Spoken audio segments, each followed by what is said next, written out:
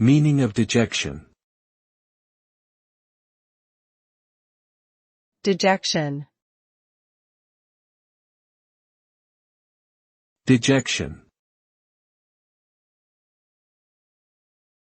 Dejection. Dejection. Dejection refers to a state of low spirits, sadness, and disappointment. It is an emotional response to events or circumstances that cause one to feel defeated, hopeless, or disheartened.